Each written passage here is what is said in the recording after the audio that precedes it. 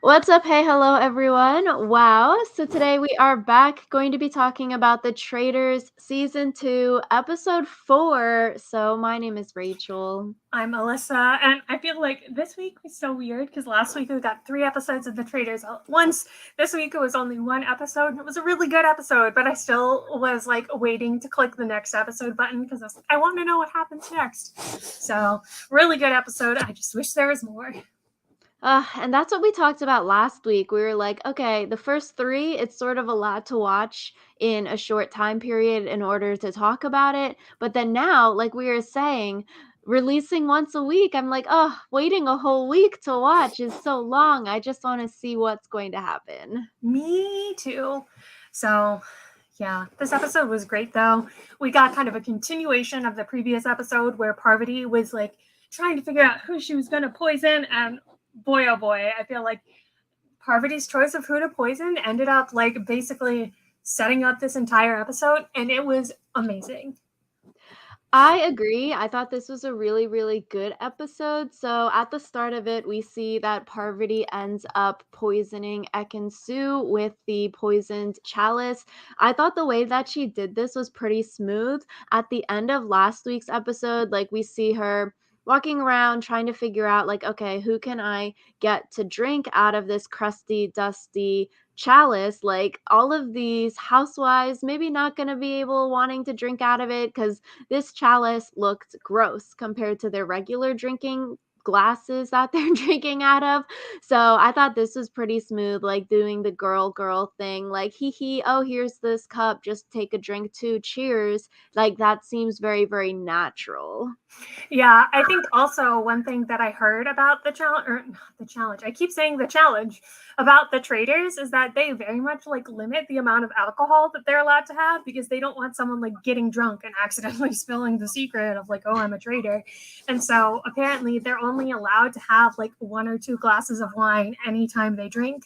So maybe it's like, yeah, I'll take the opportunity to get an extra sip of wine if I'm used to having a glass of wine every night, but I don't get a glass of wine every night now because they're restricting our drinking. Like that's so natural. I also think it was good that Parvati was able to give Ekin-Su the drink without being bartender because when she was the bartender and like making drinks for people, I feel like it would have been so much more suspicious if one of those people had ended up being poisoned because Yeah. everyone after hearing about the poison was thinking back on like who gave me food, who gave me drink. And I feel like if Parvati had like bartended too long and given someone the poison, then someone would have been like, oh shit, Parvati was the bartender, of course she's the one who did the poisoning. I agree. Like people thinking Larsa is a traitor and poisoned someone because of her toast at breakfast after her partner got voted or eliminated, murdered in the middle of the night. So the bartender thing, I think that would have raised a lot of people's suspicions when they did learn, oh, it was a poisoning. So I do wonder, like in the rules, like, oh, everyone else will learn that it was a poisoning. This is how the murder took place last evening, or if they weren't given that information, because they probably, I guess, weren't. So you might just think, like, okay, in order to get someone to drink, let me pretend to be the bartender because that's like the logical explanation to do. And that's the easiest way to give someone this crusty glass because you're just making drinks for a bunch of people. It seems less suspicious, but it worked out in the end for Parvati because, people next to her didn't even notice. Dan didn't even notice what happened, and it happened right next to him. Even Phaedra didn't know until the next morning who Parvati ended up poisoning. Yeah, I feel like it's one of those things where just offering someone a sip of your own glass is a lot less suspicious than like giving them a whole glass on their own. So I think it was interesting because someone, I think maybe Janelle, later said like, "Oh, someone offered me wine, but I can't remember who." And I'm like, "Was it Parvati who had offered her wine, or was it someone else?" Like, yeah, And I feel like for Phaedra here, it was good that she ended up protecting Sheree because Sheree was Dan and Parvati's first choice of trying to poison. And then Phaedra's just like sitting there staring at her like, no, you are not poisoning my co-mate from my TV show kind of thing, which I do wonder, and we do see it later on this episode. It's like, okay, red flag there. Like Phaedra has a lot of friends. She has a lot of fellow housewives. Like if they believe that Phaedra isn't a traitor and they think she's good, like they have a lot of votes that they could easily turn and eliminate you, Parvati, or you, Dan, because they've got so many votes on them. Like CT did say, oh, we need to start voting the Bravo people out because at the end of the day, it doesn't really matter who the traitors and the faithful are right now. It matters how many numbers you have. So you just want to eliminate people that aren't aligned with you. And I think also one of the sources of tension that we start to see is it seems like Phaedra is almost more loyal to the housewives than she is to the traitors. Because like Parvati says something at the round table about like casting suspicion on the housewives, and Phaedra was like, "Nuh-uh, you're not allowed to do that." And it's like, the housewives are a very wide swath of people. And there's only one traitor in the housewives, whereas there's two traitors in the like game show block. So yeah. And Phaedra, she's worried because she voted for Ekin-Su last night. And so she's thinking, okay, people might think because I voted for her that maybe I wanted to kill her. It could put a target on her back. Dan says, yeah, I might try to use that later to get her eliminated. So it does make sense. And like, maybe it's a sly thing, like, okay, she voted for Ekin-Su, we can use it to throw her under the bus later. Maybe it wasn't necessarily that from Parvati's point of view in the moment, and they're just like, okay, Ekin-Su's an easy target to give this drink to. She's the most likely person to take this drink from me, but it is good to use and keep in your back pocket, like Dan said. Like, okay, here's something we can use to try to throw a fellow traitor under the bus, because I do think you need to eliminate one of your own at some point soon. For sure. And I think also if they eliminate Phaedra within the housewives clique, like they might be able to bring in another housewife, or they can use that to cast suspicion on the other housewives of like, you two were really tight. Are you sure you're not a traitor? So I feel like setting up Phaedra's downfall is really good for them, but also like they need to be careful. I agree. So we get to the morning, and it turns out Ekin-Su isn't dead yet. They don't know who got poisoned last night. Everyone's alive, but within the challenge that is going to happen today, the person will die by the end of it if they don't complete the challenge correctly. For me, at like this breakfast table, I don't know. I feel like just in general, we see a lot of scenes of Dan and Parvati talking privately in the castle, in the house. And I don't know, maybe it's the editing, but I feel like they are talking a lot too much, maybe, because if you've seen them like in rooms together, privately chatting, you're going to start to notice, like, okay, maybe they're just really close because they're both reality game people. They aren't in the Housewives Alliance, so obviously they might just bond over being from strategy shows and both being winners kind of thing. But I do wonder if people have noticed that they seem to talk a lot privately. I feel like that's just editing because I feel like in 24 hours, like anyone is going to have private conversations between the two of them. And we just happen to see a lot of Parvati and Dan's because they're both traitors. I feel like that's mostly editing. Yeah, hopefully, because I feel like if you were traders from reality shows, similar ones like this, you would sort of want to keep your distance and then not get caught talking to each other that much, but or like do it very discreetly. But I could see them also playing it off like, yeah, maybe we've met at like charity events or random things, like we've known each other for years. Even if we weren't on the same TV show, they could lie about that if they don't know each other and just say like, yeah, we're close friends. Yeah, so I don't think either of them would be silly enough to make it so obvious that they were both traitors. Yeah, hopefully.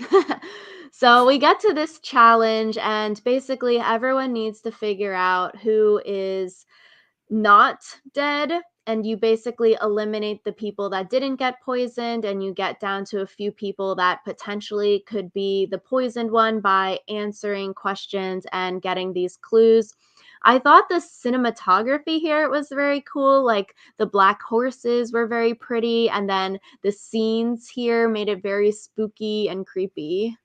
Yeah, this whole challenge was really cool. I feel like one thing about this challenge though was they went out of their way to make Kevin seem so dumb. Because like Kevin like said his birth year wrong. And I'm like, what the heck, Kevin? I thought this first age question was so funny. I'm like, okay, Kevin and Dan being the same age, sure, maybe I can see it. Sandra and Larsa being the same age, I was like, what the heck? And then Sandra was like, yeah, because Larsa looks like 15 years older than me. And I think that was a joke because I would think Larsa's younger than Sandra. Honestly, I was not good enough at identifying any of the housewives to know which one was Larsa, so the joke was kind of lost on me. Yeah, I thought the age question was interesting. It's gotta be like, oh, the women never wanna talk about their age, and then now we see, like, they're the same age. I'm like, "Oop, awkward for them if they don't like talking about that." Yeah. I thought the next question, which was who does Johnny Bananas trust the most? I was like, that's a nice way to like bring back someone who was already eliminated. And I also love CT was so salty. He was like, this is the only good thing Bananas has ever done to me. So Yeah, I was like, "This one is too easy." He's probably going to say CT and Trishelle just because they were on the same TV show, but maybe you overthink it and you're like, "Okay, usually CT and Bananas have beef on these shows, so he might not say them." But then you're like, "Okay, who else would he say on this cast he trusts the most?" So maybe they were hoping people overthunk it. maybe, or maybe they just like wanted to give them an easy question. Yeah, so we get to the last one, who wore red in the Scarecrow challenge. Everyone else gets parted as safe, and we're down to Parvati, MJ, and Ekin-Su as the three that could have been poisoned last night. And then they have to get into a coffin, which I was like, dang, are they actually going to be buried alive? Because last season there was a challenge where the contestants were literally like sort of buried alive. So I was like, if you've got like issues with space and stuff, that's going to be so triggering. Yeah. I thought it was interesting that they made Parvati one of the final three. Like, were they just making her test her acting chops? That's like what we talked about last week with Dan getting one of the questions in the Scarecrow challenge. Like, okay, is this random? It seems like, oh, that sort of puts a target on Dan's back last week of getting the question, who needs to talk more? And Dan is the correct answer for that. Being down to Parvati here, maybe it helps her because it would help her acting. And like, oh, I was so nervous. I could have been eliminated here. I'm scared. Pity me. But if she's crappy at acting, it sort of puts her in the spotlight compared to like Dan and Phaedra who are sitting on the carriage. Yeah. I feel like one thing is MJ ended up catching more flack because everyone expected her to be the one that died. Which I thought was interesting. I'm like, okay, everyone thought MJ was going to be killed, and then when she wasn't killed, they're like, okay, then she's probably the traitor. So that similar line of thinking could have been used on Parvati if they thought she's probably dead because they're thinking, oh, MJ talks too much, she's very outspoken. The traitors probably wanted to kill her because of that. So similar thing could have been used on Parvati and put like an unnecessary target on her back just because she was one of the last three standing here. Yeah, but it didn't turn out that way. I feel like this was a good episode for the Traitors because Dan's name was mentioned kind of, but like Phaedra and Parvati, neither of them were mentioned at all. And also, I think a good episode because Dan was getting some flack last roundtable when Max got eliminated, and then we didn't really see his name come up at all here. So, a good episode for him as well, considering he got some votes last week, and then this roundtable, he didn't get any votes. Then for the coffins, everyone else who is safe, they have to vote with who they think was the poisoned one. Like we said, MJ got unanimous, all the votes. Um, I do think it would have been interesting and like maybe because everyone could see each other's votes, they all just said MJ, but if it was like a random, like anonymous vote, if it would have changed. Yeah, I wonder then if Phaedra and Dan both would have voted for Ekin-Su because both of them were kind of like, well, I know she was the one who was poisoned, but I'm not gonna like out myself for only $20,000. Yeah, exactly. It's like you are not gonna do something different when everyone else in front of you has already voted MJ. Why would you stick your neck out like that? Exactly. I think Peter here should have done something like in confessional. He sort of says like bachelor related, but I feel like he should have said like something more quirky. But maybe that would have pissed some people off if he's like, "I'm giving this rose to you." Yeah, I think that would have pissed people off. But everyone is so shocked that MJ was not murdered in the nighttime and poisoned, and Ekansu was murdered. So good on Parvati. She literally poisoned like a random person, not really angering many people, but it confused a lot of people. So a good kill because it's sort of random, sort of confused a lot of people. Yeah, and I think confusion is the best thing you can do because then people are coming up with wild theories like, oh, it must be an alpha male. And then, Which is exactly what Larsa does. She starts throwing out the alpha strongman theory, and she's sort of putting some flack on Dan again. Somehow Dan's name isn't the one she ends up landing on, which would be interesting to know. Like, was this Dan's doing, or was this like CT acting really sketchy, or was it just from Larsa's head that she switched her original suspicion from last week from Dan now to CT? Like, why not continue the let's vote Dan out train? But she's like, okay, the other guys, Kevin's too dumb. We don't think it's Peter. There's too many of these guys that we don't think are smart enough. So it's down to CT and Dan, and Larsa is trying to vote Dan or CT out here. I feel like it comes down to what she said about like CT is much stronger than Dan. Like CT can carry challenges on his own, and I'm not sure you could say the same of Dan. But then I'm questioning, like, for the challenge aspect, like, why does that matter? No clue.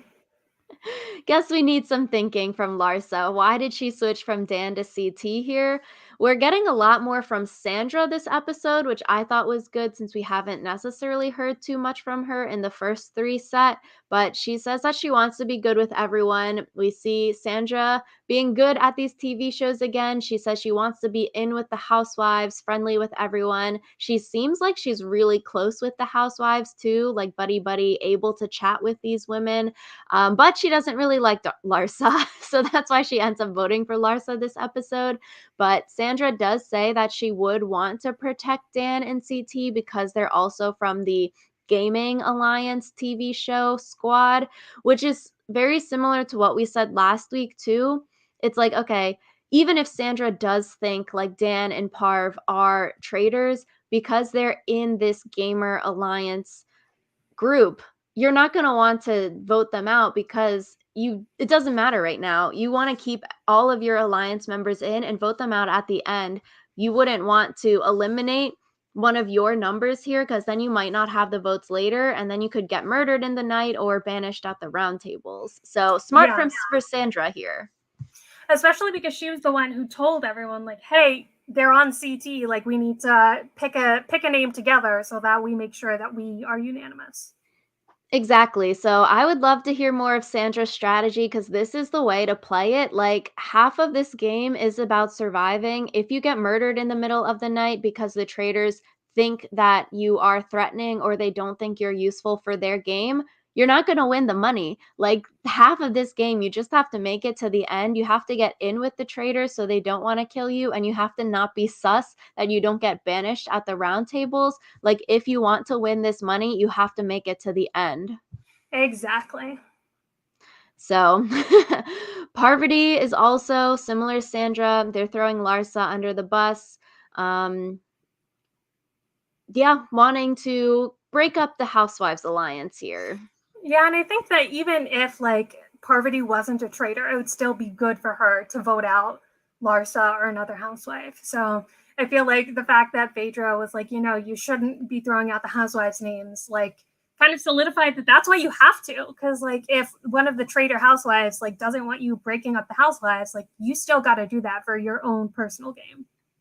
For the numbers portion of the game, you don't want the four of them getting together, and it would actually be smart for Phaedra to be like, okay, we should eliminate some of the gamer people, the people from Big Brother, the people from Survivor, the people from the challenge. We should try to eliminate them. And I think in the next few episodes, like the power struggle will be like, okay, the Housewives group versus the gamer group. like who can get these people in the middle. So who can get like Kevin, Peter, these I'm like, I don't even know all these John. yeah, all these random people in the middle. It's like who can swoop them up into their alliance to get the numbers to swing your way.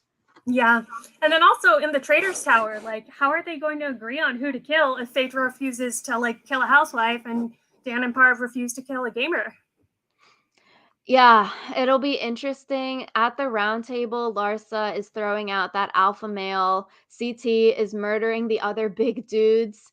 The housewives are all coming together here pretty much. And then Larsa also mentions Kevin's name here. And then Kevin is like, why would I feel insecure and threatened by another man? Which I was like, okay, that's a good answer because, yeah, why would you feel threatened? Why would you eliminate them? Similar to the whole challenge thing. Like, why does being good at challenges make CT a traitor? I liked Kevin's answer here. Then he's like, I find MJ really annoying.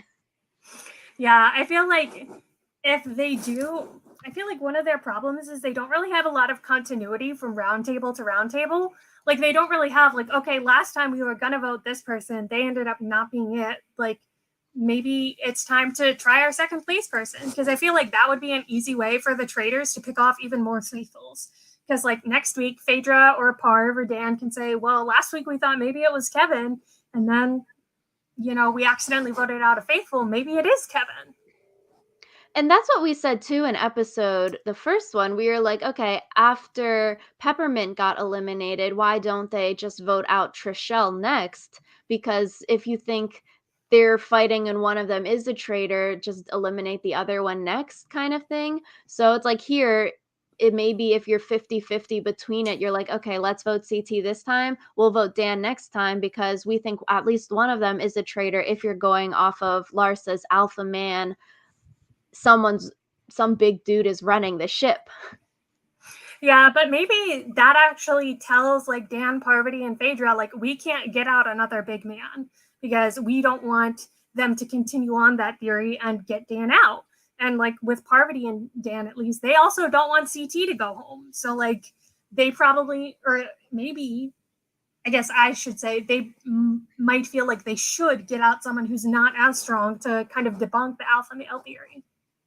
And we sort of heard some of that. They're like, "Oh, we've only murdered men at night. Maybe we should murder a woman at night," kind of thing. Mhm. So they are thinking of like, okay, what's it looking like from the outside perspective of who we're murdering compared to like you can't just eliminate men at the nighttime. Yeah. And maybe they get out MJ next because everyone expects her to be dead anyway. True, true. Or to try to throw MJ under the bus next time as like she is probably a traitor if she didn't get murdered and you would expect her to get murdered at nighttime and she wasn't poisoned last time. And that could be them trying to whittle down the housewives numbers more. Parvati throws out the housewives as a coalition at this round table and they get very defensive. Phaedra is mad. I think it's so strange because, like I said, like, are you going to be loyal to the housewives or are you going to be loyal to the traitors? Like, you don't win if the housewives win. You win if the traitors win. So I feel like that's going to be something where maybe that's why they end up cutting Phaedra because they're like, listen, you're not voting as a traitor. You're voting as a housewife. Like, bye bye. Yeah, which I think it's interesting, and maybe it's like Phaedra has this sort of divided loyalty, and she talks about like, "I'm playing fair, you all should play fair too." And maybe her definition of playing fair is like, "We're not voting out your similar reality TV show people, so why are you trying to target my similar reality TV show people?" kind of thing. And that is considered playing fair to her, and maybe they've talked her out of being like, murdering someone from their show in the nighttime portion, um, but, like, But I feel like yeah. I'm also kind of like, why do you expect them to play fair? Like, neither of them are known for playing fair. Like, you don't win Survivor by playing fair. You don't win Big Brother by playing fair. You win by playing strategically and playing smart. Which is that's why I'm thinking, like, if you don't have that experience of this kind of show, you might be like, "Okay, it's just an unspoken rule of we're not targeting our similar TV show, and we can just get to final 10 or whatever with all of our TV show people in."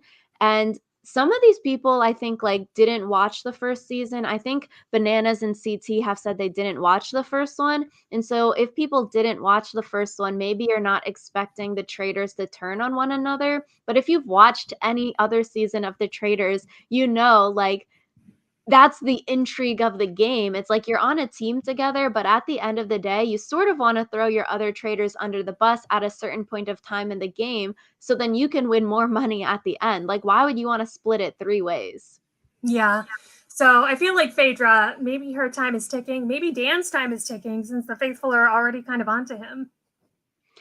Yeah, I do wonder though, like, Phaedra, I feel like she can sort of, I like make your life hard in the house if you get on her bad side, and so it'll be interesting to see how Parvati and how Dan and Parv are able to, like, navigate Phaedra potentially, like, actually being mad at them for if she considers them pulling a dirty move on her, and I do wonder though, like, I guess we'll see more of it next week, but Dan was very quiet there and literally letting Parvati get all the heat for saying what she did at the round table, even though we saw, like, Dan and Parvati talking, and it was, like, both of their ideas realizing that the housewives have too many numbers, we need to vote them out. I wonder if Parvati might feel a little bit hurt, like, "Dan, you didn't stand up for me, like, can I trust you to have my back if you weren't willing to potentially fight for me?" I'd be a little wary there.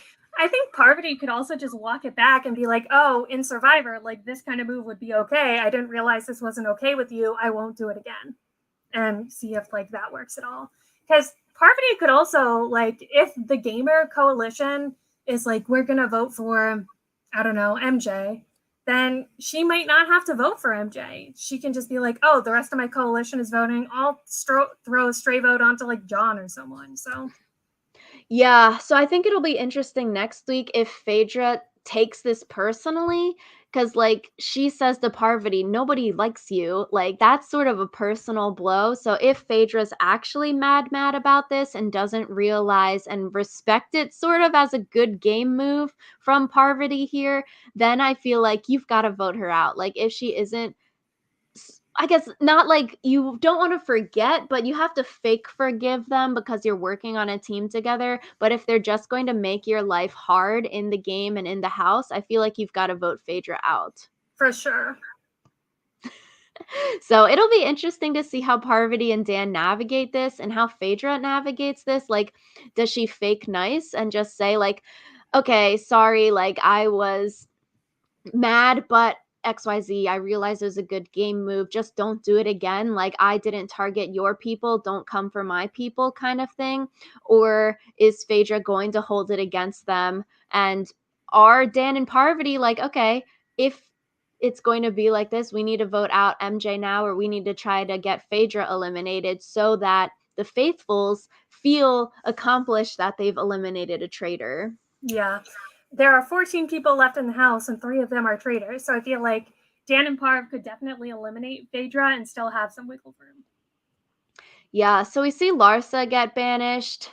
I feel like maybe it's everyone else, like, not because they're not from the gaming show background that they didn't realize all of the gaming show people were aligned, but I'm like, from us seeing the cast in the first episode, we're like, okay, obviously the Survivor people, the Big Brother people, the challenge people are like a league above everyone else because they've played these kinds of games before.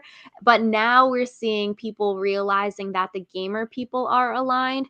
So it will be interesting in the coming episodes, like, where do those random people in the middle go? Do they go Gamer Alliance or do they go Housewives Alliance?